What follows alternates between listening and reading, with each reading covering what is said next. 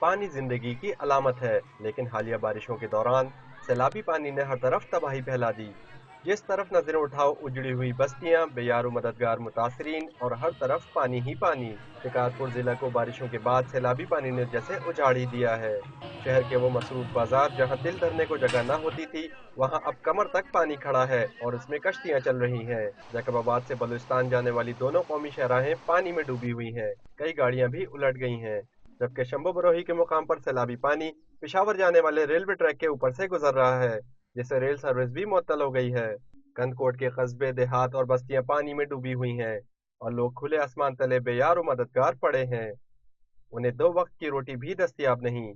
سکھر و خیرپور کی کئی آبادیوں میں اب بھی پانی جمع ہے۔ حکومت کی جانب سے بروقت امدادی کارروائیاں شروع نہ کرنے پر احتجاجی مظاہرہ بھی کیا گیا۔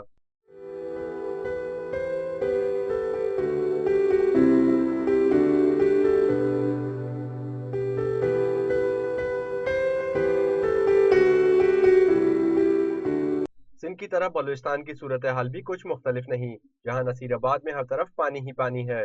پٹ فیڈر کینال میں شگاف پڑنے سے کئی علاقے زیر آب آ گئے اور فصلیں تباہ ہو گئیں۔ متاثرہ علاقوں سے نقل مکانی کا سلسلہ جاری ہے۔ کوہ سلیمان پر بارشوں کے بعد رود کوہی نالوں میں طغیانی اور سیلابی پانی نے راجن پور اور ڈیرہ غازی خان میں تباہی مچا دی۔ سینکڑوں قصبے اور دیہات ڈوبے ہوئے ہیں، جبکہ متاثرین نے بندوں اور سڑکوں پر پناہ لے رکھی ہے۔ چیئرمین این ڈی ایم اے ظفر قادر کے مطابق ملک بھر میں بارشوں اور سیلاب سے 89 افراد جاں بحق ہو گئے، 8,000 گھروں کو جزوی نقصان، جبکہ 1656 مکمل تباہ ہو گئے۔